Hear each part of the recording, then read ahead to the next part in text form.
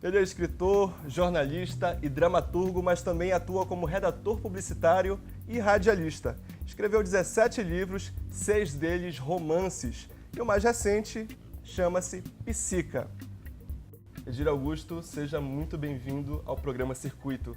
É um prazer, é todo meu estar aqui no programa. A palavra sempre esteve no centro de todo o teu trabalho, no teatro, na literatura, no jornalismo. Como é e como é que foi e tem se dado a tua relação com a palavra escrita? Desde cedo, desde criança. Você imagina que a minha família tem meu avô, além de ser pioneiro de rádio, ele escreveu em jornais, escreveu peças de teatro, escreveu livros. Meus pais também, meu pai e minha mãe também, no mesmo caminho. Minha tia Dalcinda também foi poeta, quer dizer, essas coisas sempre estiveram na minha casa, à minha frente sempre, a coisa de ler, de publicar, de escrever. E eu comecei muito cedo, eu acho que com 16, 17 anos, ali, imagina, anos 70, era uma efervescência e nós, como sempre, Belém, muito longe de tudo. Mas havia uma coisa de a revolução dos anos 60, aos 70, o som que estava mudando, faziam ópera rock, Hair, Jesus Christ Superstar. E nós, a gente precisa fazer alguma coisa com isso. Aí eu e meu irmão vamos fazer uma ópera rock. Como vai se chamar? O Boto Andrógeno, tá entendendo? Começamos a fazer, ele fazia a música e eu fazia o texto. Mas aí, nessa idade, tudo pode acontecer. Ele mirou para artes plásticas, foi ser pintor. Entendendo? E eu decidi completar o texto e aí houve alguns acertos, o Geraldo Salles, que é o diretor de experiência, soube e aí quis fazer o espetáculo e eu tive a ajuda do grande poeta José Maria Vilar Ferreira e aí lançamos o Foi Boto Sinhá, que é meu primeiro espetáculo, a primeira coisa que eu assinei e estreiei no Teatro da Paz lotado. Foi uma emoção, você não pode imaginar, né? Você assistir aquilo que escreveu sendo dito, cantado. E eu acho que perdi também a vergonha, perdi essa coisa de estar encabulado, né? E aí segui escrevendo para teatro e tal. Mas digamos que a dramaturgia teatral ela já precede esse teu trabalho de escrita. Sim, precede, exatamente, precede, mas ela talvez seja o começo de uma fase depois de muito armazenamento. Quer dizer, eu lia muito, eu lia aventuras, né? Eu li Robin Hood, Os Três Mosqueteiros, essas coleções de Vanier, O Último Moicano. Eu li tudo isso porque era muito presente na minha casa. Você imagina que eu fui me meter a ler Os Sertões com os meus 14, 15 anos, tá entendendo? Claro que eu passei por cima do homem da terra, fui ler direto à guerra, tá entendendo? Porque era mais palpitante para mim nesse instante. Mas eu lia muito e eu estava com isso na cabeça, de escrever, eu queria dizer alguma coisa. Quando veio essa ideia de fazer a primeira peça de teatro, achei bacana, tá entendendo? Mas eu esperei, escrevi outros textos, e esperei até meus 26, 28 anos para escrever sobre poesia, porque era uma época também em que havia poesia marginal, pessoal do Rio de Janeiro, a Nuvem Cigana, Alice Ruiz em São Paulo, Leminski e Chacal. Aquilo me atraía muito, aquela mistura da poesia, com o lado mais engraçado da coisa, do dia a dia, utilizando gírias, palavras do dia a dia, e eu percebi que os poetas estavam ficando assim muito respeitáveis, sabe?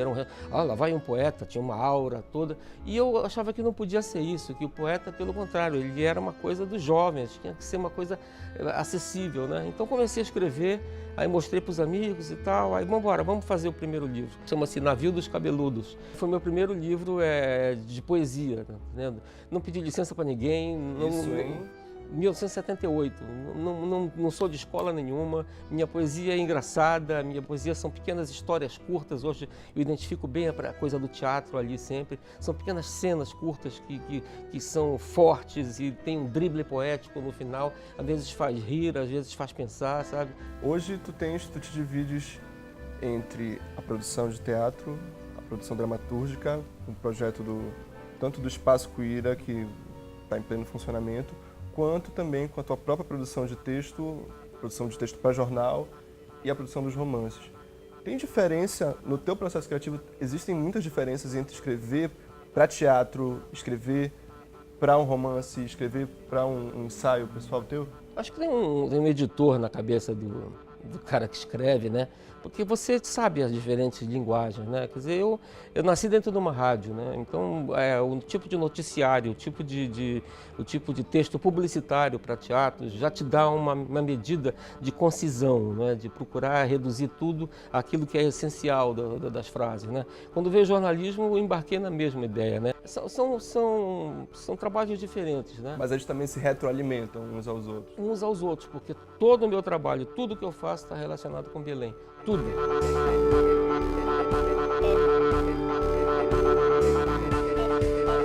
Recentemente tu lançaste Psica. Psica, né? Psica, que é um livro que ele traz também questões atuais, na forma dele ser escrito, ele também tem uma linguagem que ela é bem concisa, bem direta.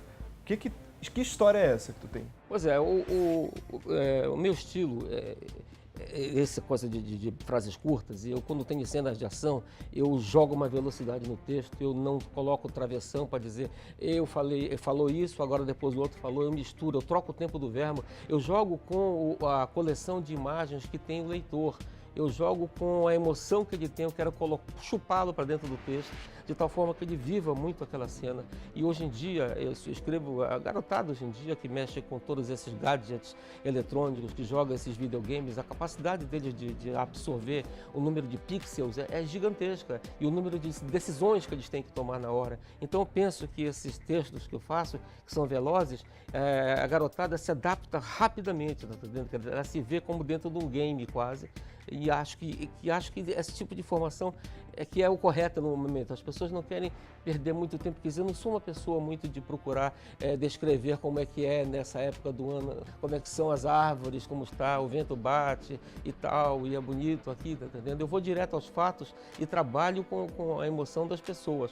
No caso específico do Psica, eu trabalhei com 2 panos de fundo, com 2 cenários, tá entendendo? Que me pareceram importantes. Não que eu tenha feito um livro, um romance de jornalismo, que é um gênero, inclusive.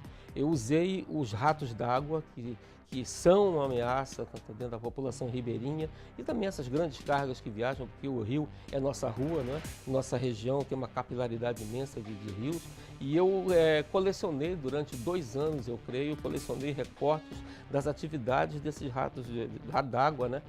Aqui na Amazônia, bem como também colecionei a questão do tráfico de escravas brancas, que é uma coisa terrível, de uma brutalidade, de uma malvadeza terrível, porque algumas mulheres são aliciadas e quando chegam lá, naturalmente, percebem que caíram numa armadilha. Mas há também quem seja vendida, entendendo, por absoluta fome, a mãe vende a filha por R$50 que seja, e há também aquelas que são raptadas, entendendo, que não têm direito a saber o seu destino e vão e sofrem. É uma coisa que acontece em vários lugares do Brasil, mas acontece também aqui na nossa região, e tem uma saída delas ali por Caiena, ou talvez às vezes por Paramaribo, algumas vão para a Europa, outras vão para garimpos, quer dizer, é de uma monstruosidade essa situação, que achei melhor colocar. Há também a questão da miséria do Marajó, que é uma coisa que acontece mesmo forte, com essa questão de pedofilia. Aquele Dom Ascona, que é o bispo do Marajó, já cansou de gritar para todo mundo escutar isso, mas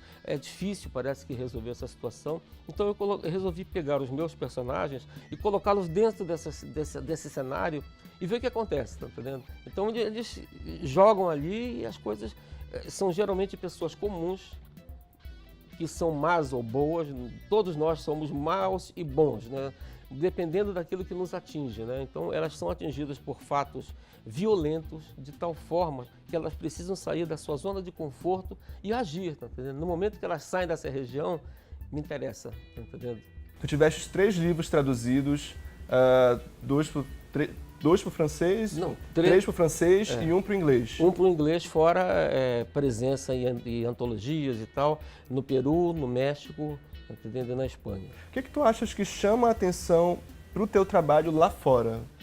Isso é uma coisa que eu me pergunto muito, sabe? Eu também sou urbano, né, e escrevo sobre a minha realidade, a minha Belém, tá entendendo? Mas com um estilo que chega a qualquer outra pessoa, tá entendendo? Agora, por exemplo, o Psica está tendo esse reconhecimento todo em termos de São Paulo, Rio de Janeiro, muito grande realmente, né? Eu tenho sido muito convidado, tá entendendo? Eu estive agora na França, depois São Paulo, estive no Recife, e vou agora até Caiena, você imagina, um festival, uma feira de livros que tem lá, que me chamou, né? Quer dizer, você começa a trabalhar Brasil, tá entendendo?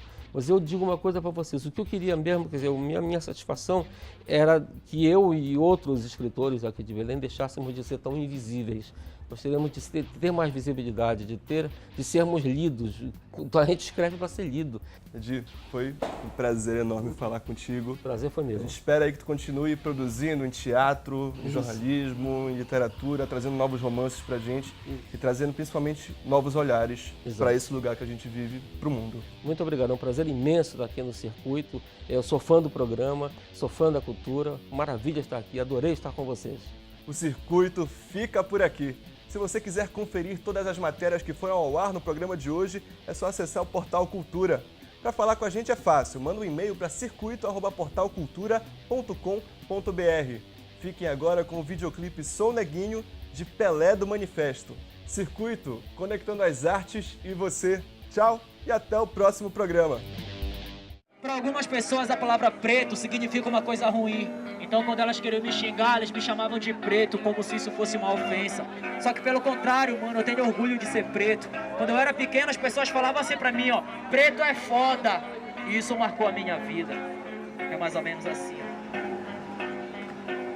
Eu sou neguinho sim, sou preto com muito amor. Daquele que olha no espelho e acha foda sua cor. Eu não nasci pra tá chamando ninguém de doutor. A minha meta é levantar cada irmão que tombou. Demorou, aí o mundo é nosso, neguinho. Eu quero é tudo como quem não quer nada. E no sapatinho eu vou chegando de mansinho. Sei que eu não tô sozinho, me esquivando da ilusão pra não ficar pelo caminho. Nem tudo que reluz é ouro, parceiro. Paraíso onde se eu vi nos navios negreiro. A rua me criou, meu pensamento é ligeiro. E essa música é um alô pra todos que são verdadeiros. Ser 2 vezes melhor, não, cansei dessa parada. Cansei de ser o preto no estilo homem na estrada, divertir atravessando a rua, apavorado e de provar que o celular é meu pra não levar porrada. E não é frescura não, me diz aí quem consegue. Toda vez que entro no shopping, segurança me segue. Todo mundo percebe, todo mundo repara. As câmeras me perseguem, a polícia sempre me para. Não vem de caô, dizendo que não é preconceito. Se acha que preto é ladrão desde que mama no peito. É o X da questão, ninguém explica direito. Porra, minha descrição sempre bate com a do suspeito. Eu sou neguinho sim, então vê se não dá bala. Chega de falar que o meu lugar é na senzala. Te cala, se liga agora no que o preto fala. O cheiro da revolta, quilombola que exala. Sei que você odeia o estilo do gueto, mas hoje vai ter que fingir que gosta de preto. E diz que acha foda o meu cabelo duro. Diz que adora meus panos e os grafites no muro. Mais de 4 condução, currículo na mão. E a secretária sempre diz que eu não me encaixo no padrão. Mas sem essa ditadinho do neguinho, irmão, eu vim mostrar com quantos rap se faz a revolução. Não sou preto de alma branca, não, que treta. Se eu pudesse até a palma da minha mão era preta, que nem a tinta da caneta que eu escrevo a minha letra. Orgulho tá no peito e não guardado na gaveta. É por mim e por ti, pelos irmãos tô aqui. A minha meta é rimar até ver os pretos sorrir, a estrutura rachar e esse império cair. Uma nova era começou pros descendentes de zumbi e o mundo todo vai saber da nossa correria. Eu vim mostrar com quantos rap se consegue euforia. E depois desse aqui é o fim de tudo que me incomoda. Agora sim pode dizer que preto é foda.